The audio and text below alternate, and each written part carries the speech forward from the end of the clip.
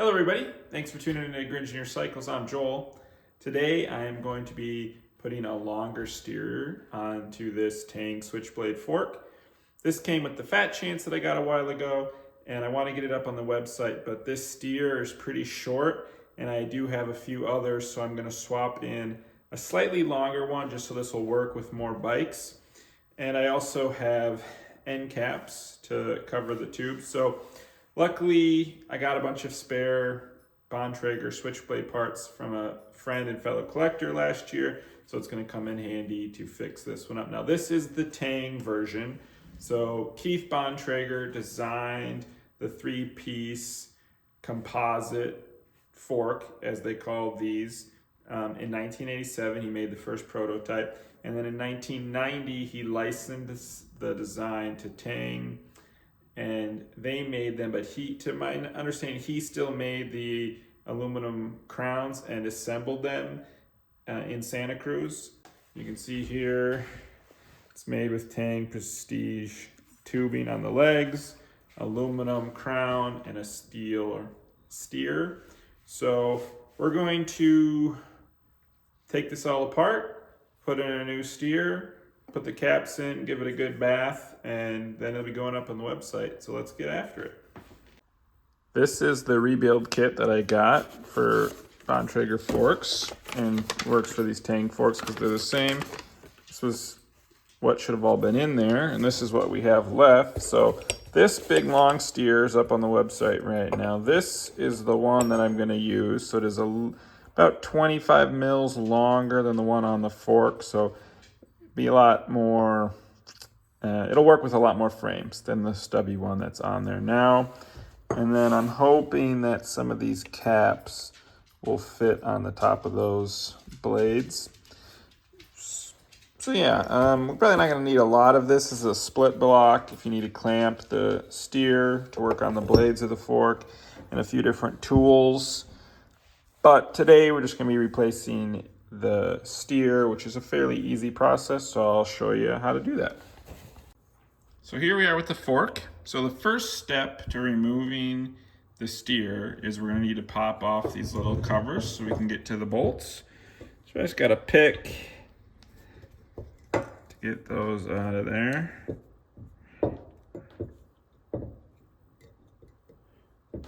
First one came out nice.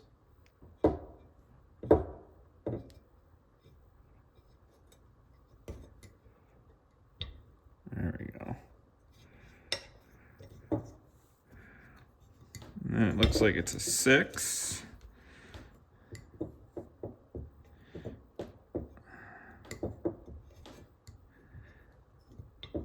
There we go. And then we're going to loosen all 4 of these bolts. Oh, that was a little loose. They're supposed to be 18 Newton meters, so not super tight, but that first one was for sure. All of these may be a tad too loose, which is not good. Another good reason that one was probably the only one that was 18 Newton meters, but so we'll loosen these. You shouldn't have to take them all the way out. But you might have to, but we'll see. The crown clamps both the fork legs and the steer, so our fork legs will be loose too. So we'll pull those out. It's a little tight. So we're gonna take these bolts all the way out.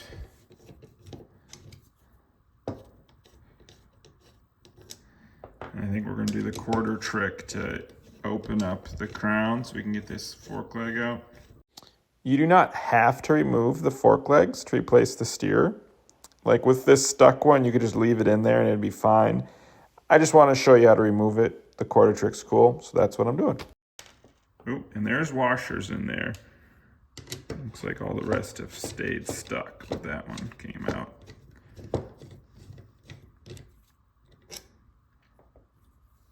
So I already thought this might be the case, so I have my lucky quarter that I use for this. You see it has a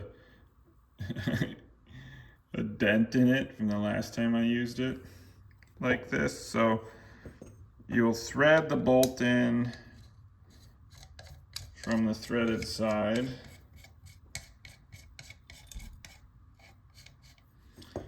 And you'll slide your quarter in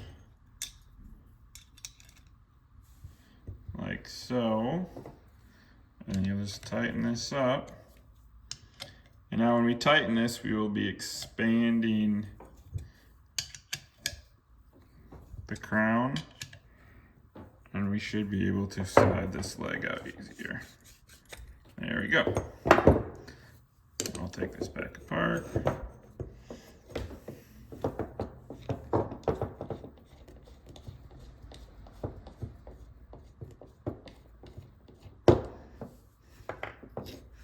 Take our quarter out of there. Okay, so now we need to remove the steer. And to do that, we first are gonna push it down. And now we're gonna pop off this retaining ring. You just wanna watch so you don't shoot these across your shop or into your eyeball, but that one came off nice and easy. And then the steer goes up from the top. So like that. So super easy, steer's off. That's how that turns out. This is the steer I'm gonna put in. So it's about 1 inch longer than the old steer. This is just gonna make the fork compatible with more frames. I will put this steer up on the shop also, but I figured the fork may sell better with this one, and then it's less likely I'll have to swap for the customer. But if you are a customer and you don't need as long of steer, you need a longer steer, let me know and we can just swap them before we mail it out, because I also have a really long one. So we have options. So to put this steer in, we're just gonna need to pop this ring off also.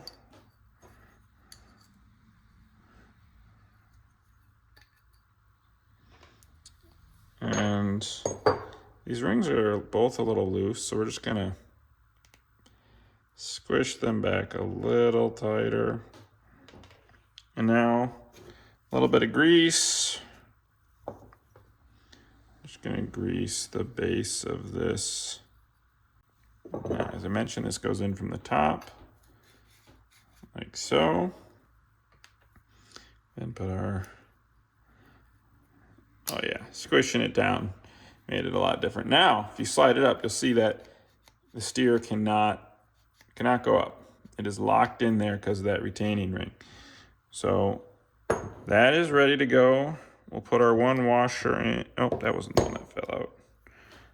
It's this one. Put our one washer that fell out back in. Before we lose this ring, I'm gonna put that back on this steer. So to clean up the fork legs, I'm just gonna use some Wizards metal renewal polish. This stuff works good. We're not gonna scrub too hard because we don't wanna take off the coating, but this will just help cut through the grime and make them shine a little bit better. So we're just using a clean rag, nothing too abrasive. I only did the lower so we can see if we'll be able to see the difference on camera. I can see the difference in person, but you might be able to tell that this is shinier than up here. I mean, obviously it's wet, but it just kind of cleans the grime and shines the surface up. So I'm gonna keep after it for a little bit and then I'll come back when I'm done. So we have a slight problem. See if you can hear this. So there's something loose inside this arm. And I cannot shake it out. And weirdly, I can't see it either. So I'm not sure what's going on. So we are gonna put this back together so I can finish showing you how this process works. But I'm not gonna be listing this fork up on the site because I don't wanna sell something that's got something stuck in it. But I will work on trying to get that out at a later date. I've already tried a few things and I can't get it out. But not to worry. If you're after one, I have another one. This one I was saving for one of my personal projects, but I'm gonna list this one, and then if I can't get this shaking thing out, it's fine for a display bike. So I'll keep these ones for myself. So this one will be going up on the shop. I just need to talk about the crown race. So I'm gonna finish putting this one together, and then we'll switch to this one and I'll talk about the crown race. So let's just ignore the fact that this one has a shaky piece of metal in it. I will deal with that. Either I will get it out or I'll put it on one of my bikes and it won't be a problem. But so now we need to put the legs in. So brake bosses go in. So the legs are gonna be like this. So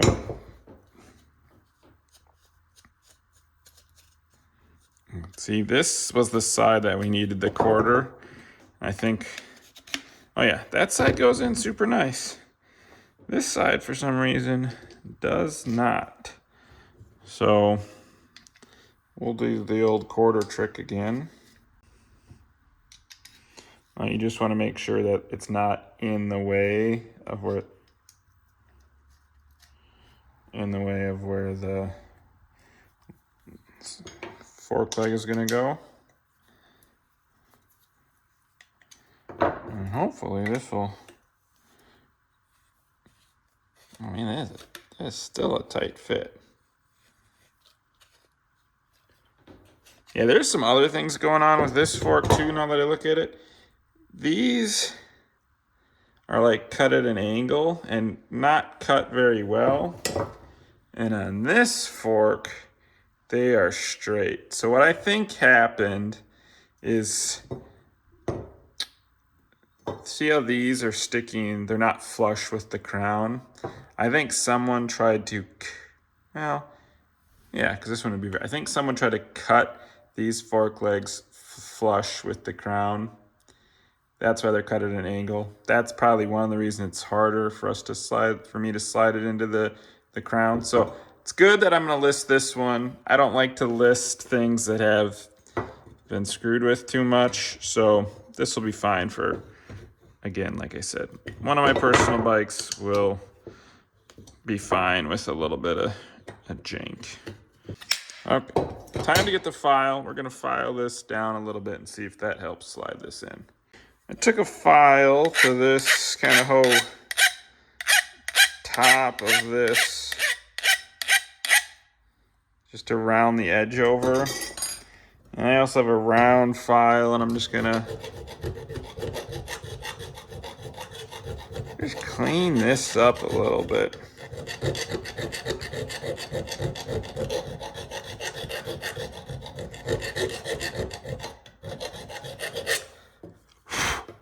So I can get this back together. But hopefully if you're replacing a steer in a Tange or Bontrager Switchblade, you won't run into these problems.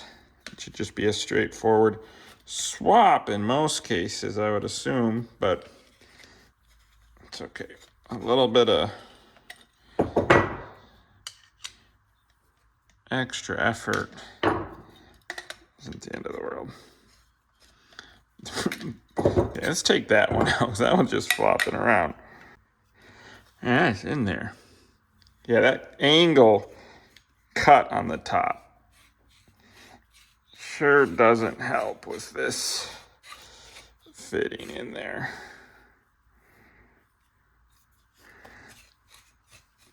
Okay, it is through. Well, that was kind of annoying, but it is in. This is how they should go in. They should just slide right in. So unless you have something that's a little goofed up like this one, I don't think you're gonna have much of an issue. I think it's literally gonna be like this. So I wouldn't get too worried. This is a fairly easy project if everything goes the way it's supposed to. Now, this is old, so not everything always goes the way it's supposed to, as we were seeing. But the standard process of replacing a crown is not super difficult. Now there is one step you have to do that we did out of order because ours did not have it. But we will get to that. So I'm gonna get everything put back together here. Oh, I was like, why isn't it going to the quarter still in there?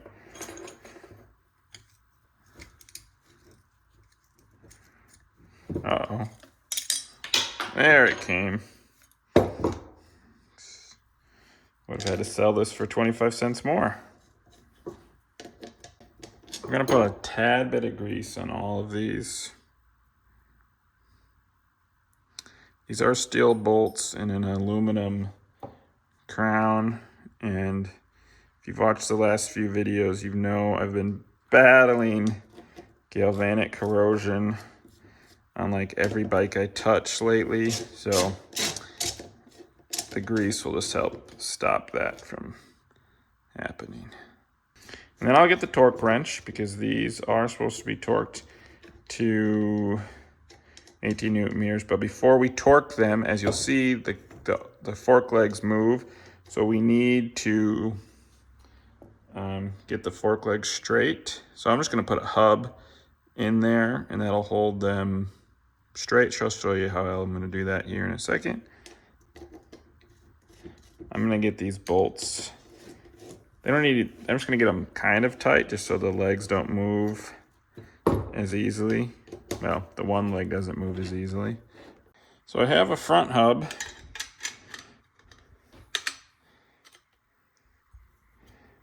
And we're gonna get that in there.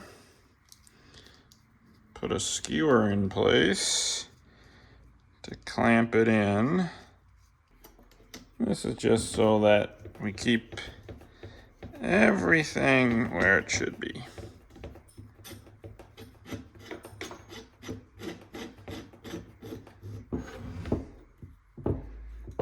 So you see, oh, that might have been out of focus. Oops. We're gonna get this nice and tight. And I don't know if you could tell in the camera, but it rotated this drop out. So everything is held in place now. So we're gonna tighten these up with the torque wrench to 18 Newton meters. So yeah, there you can see I have the hub in, holding the legs tight, and now I'll get the torque wrench out and tighten those 4 bolts. And then we'll talk about the crown race. If you're a park tool shop, you'll need your bigger torque wrench, the TW 6.2. The smaller one doesn't go up to 18 Newton meters. So probably just gonna get them all a little bit more evenly snug before we go to torque.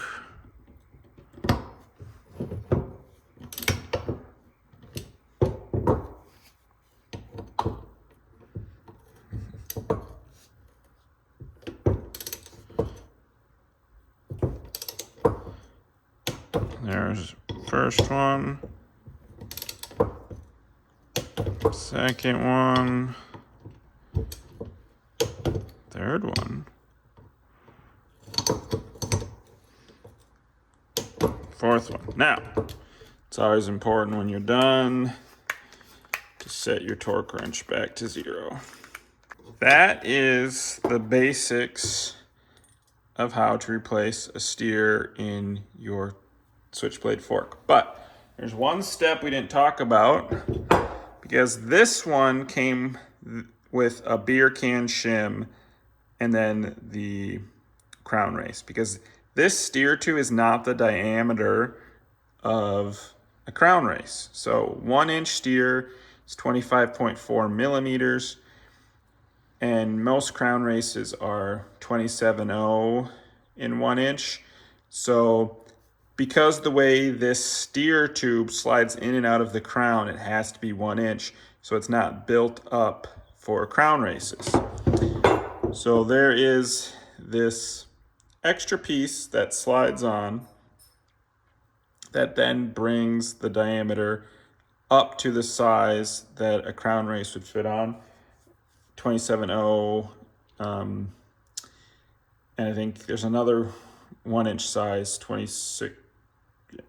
I can't remember off the top of my head, but so these come in 2 different sizes, but they make the steer the right diameter to accept a crown race. So this one came off in the process of removing the crown race, so it needs to be pushed back down so that this fork will be ready to go. If you are removing your steer on your fork and it has one of these, once you loosen the 4 bolts, you will need to hit this top part with a rubber mallet or with a block of wood and a hammer to drive your steer down so you can pop off that ring. And then once the ring's off, you'll be able to slide this up. The problem you'll then have is that this will not be at the right level. It'll have been moved up from being driven down to get the retaining ring off. So you'll need to get this back down. Now in my handy dandy toolkit that I have is this special spacer. This is gonna go onto the fork and it's gonna go over the top of the crown race spacer, let's call it.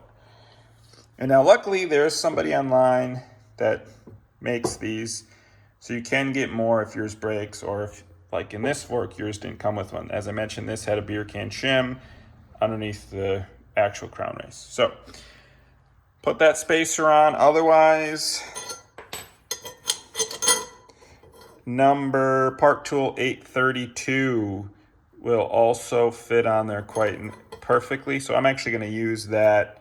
But you could make yourself one of these and then just your handy dandy 1-inch tube that'll go on there like that. And you can hit this with a hammer. Thump, thump, thump, thump. I like to spin it upside down and tap it on the base of my repair stand. So that's what I'm gonna do. So I find this a lot easier than tapping with a hammer. We're just gonna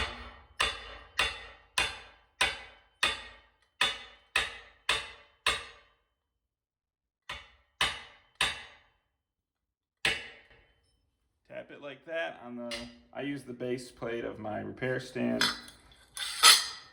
and that drove that crown race spacer down where it needed to be. So your fork most likely will look like this when you pull it out of your bike or you have it, with that crown race spacer on already. So that's why I said your step will be removing these 4 bolts, using a block of wood or rubber mallet to tap the steer down, driving this spacer up but down so that you can pull off the lock clip. Then you'll be able to remove the steer up the top. Now, because you'll be replacing a steer, you'll then need to drive that spacer off the bottom of the fork, and then you'll be able to drive it onto your new longer or shorter steer. So that is the step you would have to do that I didn't show on this first fork, because as I mentioned, this one came with a beer can shim in the place of this. Now, you can buy these online. I will put a link below to the eBay store. You can buy these. I bought a spare because I knew I was one short, which I'll put on this one. So this one that's not been cut here will be going up on the shop. I was gonna keep that one for a personal project, but I'll keep this one for my personal project instead. So yeah, if you're interested in one of these forks, this one will be going up on the shop. It has 165 mils of steer, but as I mentioned, I do have extra steer. So if you need a fork, and need a different length steer, let me know. I can swap a different one in for you. Otherwise, this one will be on the shop. I'll put a link for that below. And that is a wrap on switchblade forks and how to replace the steer. It got a little convoluted there because we started with this one, which came with a beer can shim and has a piece of metal stuck in it somehow that I've not been able to remove. So then we switched to this one, which I was keeping for a personal project, which I finished explaining the process on, and will be going up on the shop. So if you're interested in a fork, this one's on the shop. I do have more steers, depending on what length you need. And hopefully if you do need to swap out a steer, this explained how to do it. If you like this video, please like and subscribe. It means a lot. Make sure to check out the rest of all of my vintage mountain bike content, and have a good rest of your day. Bye.